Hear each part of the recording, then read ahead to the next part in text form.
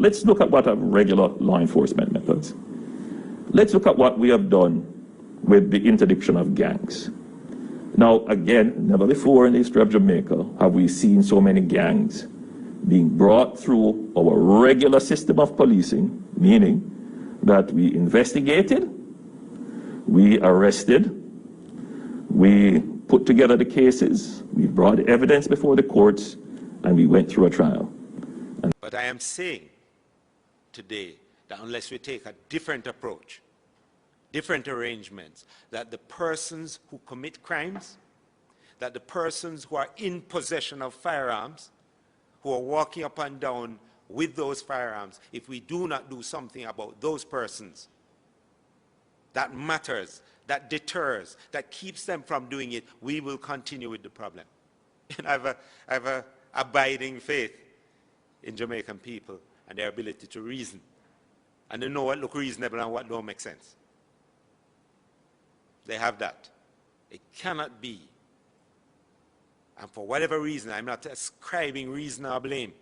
I'm saying that it's not adequate when I review 16 cases from the beginning of the year, and in no case of those cases of illegal possession were the persons required to go to jail. None in 16 cases. Is either a fine, a suspended sentence, or probation. This is real. And there's a reason why it hasn't been effective in deterring, because it's not deterrent in nature. It doesn't deter. It cannot deter. Social circumstances that face people that cause some of them to make the wrong choices. But when they go to make those choices, when they decide to make those choices, something should be there that says, listen, there are consequences that flow from making those choices. And I'm saying that we, as a country, have to have a different conversation around these things.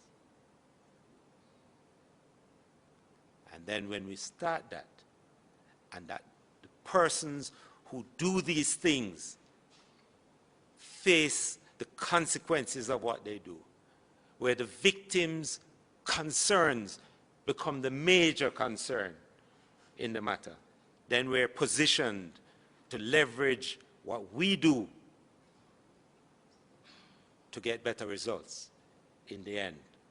Because as long as half of our effort, 43% of our effort, is used to do the same thing we did before, to do on the same person we did before, and that young men are choosing to walk up and down with guns because they know that if they have the gun and we catch them with the gun, they're going to face a fine or such a short sentence that by the time you look around, they're back on the road. Now, let me make it clear, this is a system that allows for this. I'm not commenting on any judge's outcome in some particular case. I'm talking about law, judgment, structure, and system. That's the conversation we have. How do we move out of it? We can't keep doing the same thing. We can't keep saying, oh, you're to blame, you're to blame. We're all to blame. Now, let me tell you, I'm not shedding or trying to deflect from my responsibilities as Commissioner of Police at all in this matter. We have our role to play. But I would tell you that the officers here do more than people give them credit for. Not just since I came.